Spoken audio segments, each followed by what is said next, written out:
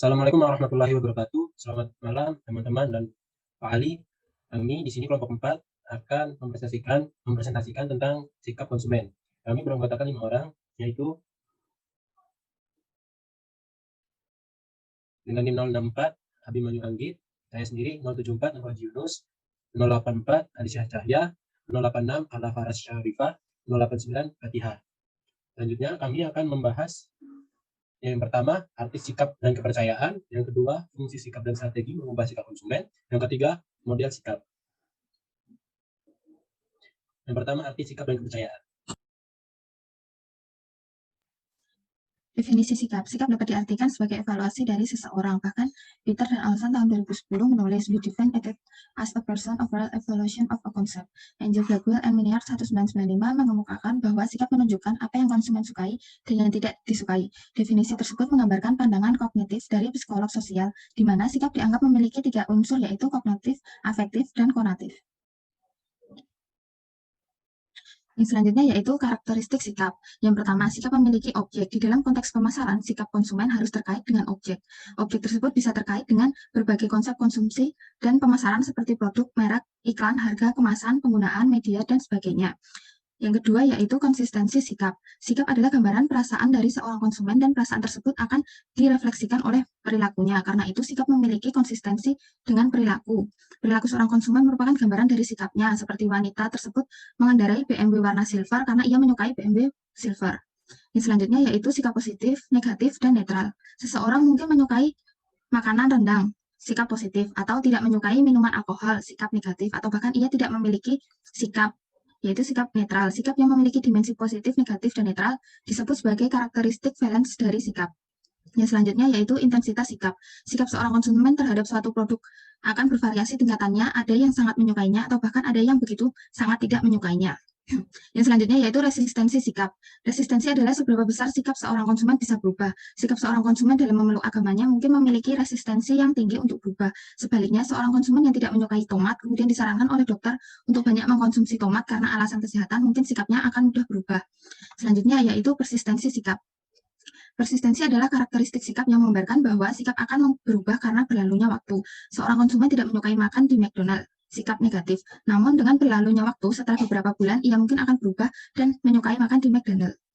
Yang selanjutnya yaitu keyakinan sikap. Keyakinan adalah kepercayaan konsumen mengenai kebenaran sikap yang dimilikinya. Sikap seorang konsumen terhadap agama yang dianutnya akan memiliki tingkat keyakinan yang sangat tinggi. Sebaliknya, sikap seseorang terhadap adat kebiasaan mungkin akan memiliki tingkat keyakinan yang lebih kecil. Yang terakhir yaitu sikap dan situasi. Sikap seseorang terhadap suatu objek seringkali muncul dalam konteks situasi. Ini artinya situasi akan mempengaruhi sikap konsumen terhadap suatu objek. Seseorang mungkin tidak menyukai jus jeruk pada pagi hari, tetapi menyukai minum jus jeruk pada siang atau malam hari. Next. Yang kedua yaitu fungsi sikap dan strategi mengubah sikap konsumen.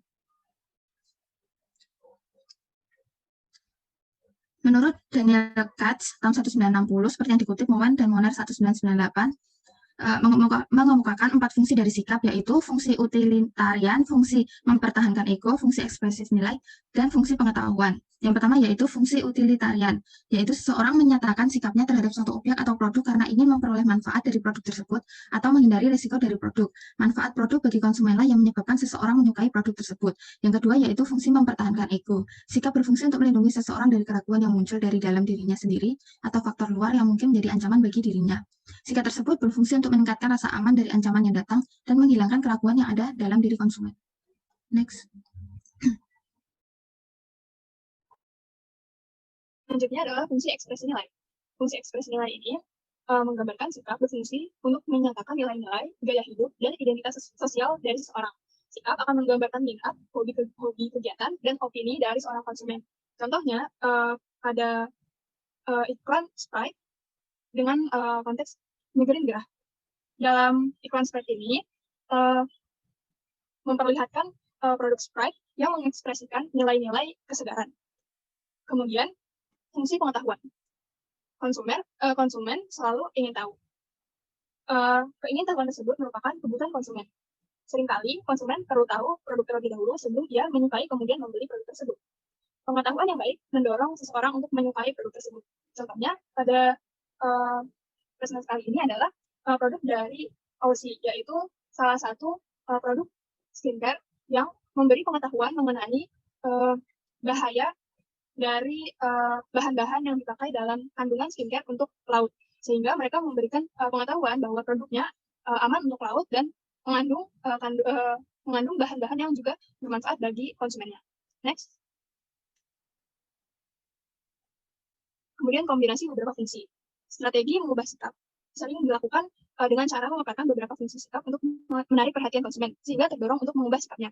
Contohnya, ada gambar di layar Anda, ada ada satu mobil. Nah, mobil ini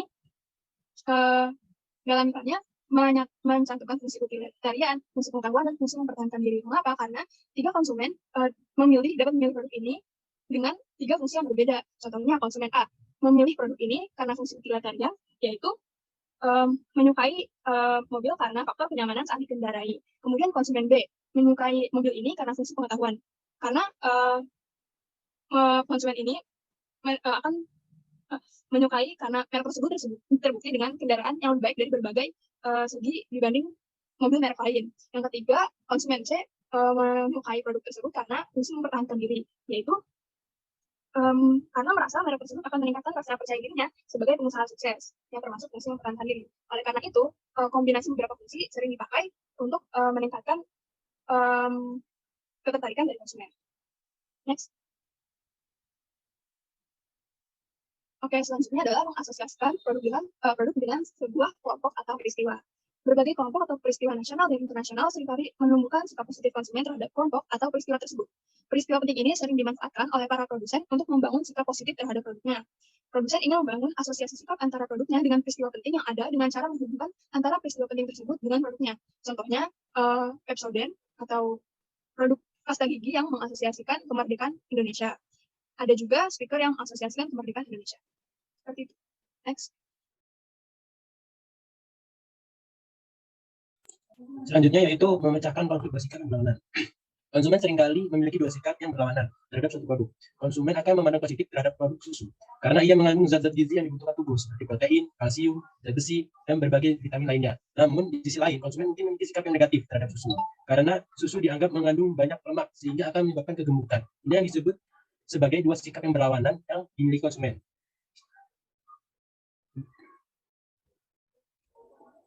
Nah, selanjutnya itu mengubah evaluasi relatif terhadap atribut. Selama ini konsumen mengenal teh sebagai minuman biasa yang bisa dikonsumsi setiap saat. Produsen teh berusaha membuat konsumen untuk mengubah citra minuman tersebut menjadi suatu minuman yang bukan sebagai minuman biasa. Teh hijau merek Kepala Jenggot membuat positioning untuk mengubah citra atribut yang selama ini dikenal sebagai minuman biasa menjadi minuman kesehatan dan kecantikan. Dengan ungkapannya, teh hijau Kepala Jenggot, teh kesehatan dan kecantikan. Selanjutnya, mengubah kepercayaan merek. Para produsen berkewajiban untuk selalu mengingatkan konsumen bahwa produknya adalah produk yang lebih baik atau terbaik, sehingga konsumen memiliki sikap positif yang permanen dan konsisten terhadap produk tersebut. Salah satu cara untuk meyakinkan konsumen tersebut adalah dengan mengubah persepsi atau sikap konsumen terhadap merek produknya. Next. Menambah atribut pada sebuah produk. Strategi mengubah sikap konsumen bisa dilakukan dengan cara memberikan atribut baru kepada produk. Atribut baru yang ada pada sebuah produk akan memberikan citra positif kepada konsumen bahwa produk tersebut selalu inovatif. Atribut baru juga bisa berfungsi sebagai manfaat utilitarian yang baru atau manfaat psikologis yang baru bagi konsumen, sehingga konsumen memperoleh manfaat tambahan ketika mengonsumsi produk tersebut. Atribut baru juga akan berfungsi sebagai diferensiasi dengan merek lainnya. Kehadiran atribut baru akan menyebabkan konsumen bisa melihat perbedaan yang nyata antara merek tersebut dengan merek bersaingnya. Seperti contoh Nutrifood yang sikap konsumen terhadap produk seperti Nutrifood yang menginformasikan mengenai adanya atribut baru ada produknya itu dengan adanya tambahan sari buah lain seperti jeruk, jambu, serta tambahan sari sayuran seperti wortel dan brokoli. Next. Baik, selanjutnya adalah mengubah penilaian merek secara menyeluruh. Salah satu cara lain untuk mengubah sikap konsumen terhadap produk atau merek adalah dengan membangun sikap positif secara keseluruhan terhadap suatu merek. Yang dimaksud dengan keseluruhan tersebut adalah produsen tidak secara khusus menyebutkan perubahan suatu atribut. Produsen tidak berusaha mengubah sikap konsumen kepada suatu atribut yang dimiliki produk atau merek tersebut. Contohnya, sebuah iklan kartu telepon XL yang Pro berusaha mengubah sikap konsumen secara keseluruhan terhadap mereknya dengan mengatakan Anda dapat percaya pada yang Pro. Kemudian, mengubah kepercayaan terhadap merek pesaing. Strategi lain ini adalah untuk mengubah sikap adalah dengan cara mengubah sikap atau kepercayaan konsumen terhadap merek pesaing. Produsen sering menggunakan metode iklan pembandingan untuk menyatakan bahwa produknya lebih baik dari produk pesaing. Contohnya, sebuah iklan sabun cuci piring menggambarkan perbedaan jumlah piring yang dapat dicuci oleh sabun mereknya dengan sabun merek lainnya. Contohnya adalah merek Sunlight dengan menyatakan Sunlight mencuci hampir 2 kali lipat dibanding sabun krim. Next. Kemudian materi yang ketiga adalah model sikap. Yang pertama ada model 3 komponen. Yang pertama ada komponen kognitif, yaitu menggambarkan pengetahuan dan persepsi terhadap suatu objek sikap yang diperoleh melalui pengalaman langsung dan sumber lain, dan biasanya berbentuk kepercayaan atau belief. Kemudian ada komponen afektif, yaitu menggambarkan perasaan dan emosi seseorang terhadap suatu produk atau merek. Kemudian yang ketiga adalah komponen konatif, yaitu menggambarkan kecenderungan dari seseorang untuk melakukan tindakan tertentu yang berkaitan dengan objek sikap atau produk atau merek tertentu. Kemudian ada model sikap multi-atribut Fishbein. Yang pertama, atribut silent belief adalah kepercayaan bahwa konsumen bahwa produk memiliki berbagai atribut. Kemudian yang kedua adalah kepercayaan atau belief. Kepercayaan konsumen tentang kemungkinan adanya hubungan antara sebuah objek dengan atributnya yang relevan. Lalu yang ketiga adalah evaluasi atribut, yaitu konsumen akan mengidentifikasi atribut-atribut atau karakteristik yang dimiliki oleh objek yang akan dievaluasi. Model sikap angka ideal. Model ini memberikan informasi mengenai evaluasi konsumen terhadap apa yang dirasakan oleh konsumen dan apa yang diinginkan oleh konsumen. Perbedaan utama model Fishbein dan model angka ideal terletak pada pengukuran sikap ideal menurut konsumen. Fishbein tidak mengukur sikap ideal menurut konsumen. Model angka ideal digambarkan sebagai berikut. AB sama dengan sigma WI per I min XI per N. Pada prinsipnya, model angka ideal ini memberikan informasi yang akan dirasakan konsumen. Maka AB adalah sikap keseluruhan konsumen terhadap suatu merek yang akan digambarkan oleh angka 0 sampai jumlah tertentu. Semakin kecil angka AB, maka perbedaan antara yang diharapkan dan sesungguhnya semakin dekat. Hal itu juga berbanding lurus. Kemudian WI akan menggambarkan evaluasi terhadap kepentingan suatu atribut. Konsumen diminta untuk menyatakan pilihan dalam skala yang menggambarkan sama sekali tidak penting, bahkan sampai sangat penting. Kemudian ada II yang menyatakan keinginan performasi ideal dari atribut yang dievaluasi. Konsumen akan memberikan 5 skala yang menyatakan kategori sifat atribut itu paling tidak diinginkan dan 1 paling diinginkan. Langkah yang selanjutnya yaitu mengukur komponen XI atau kepercayaan terhadap atribut dari suatu merek. Penilaian ini aktual seperti yang dirasakan oleh konsumen. Dan N merupakan jumlah atribut yang dievaluasi oleh konsumen. Next.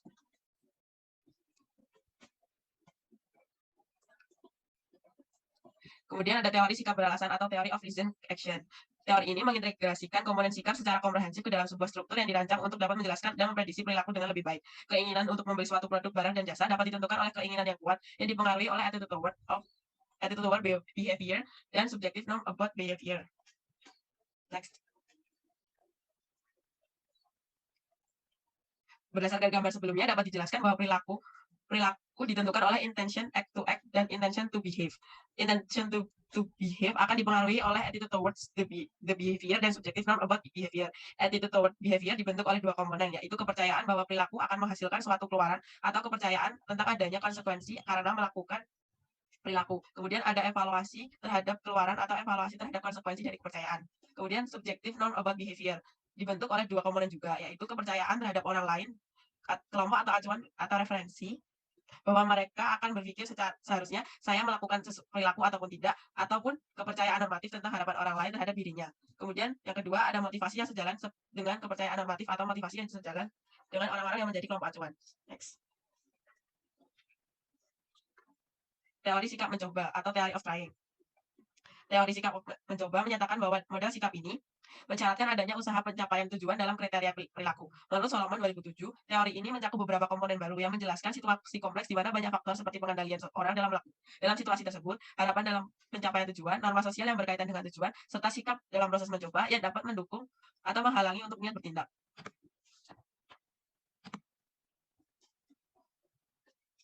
Teori yang terakhir yaitu teori perilaku terencana atau teori of planned behavior.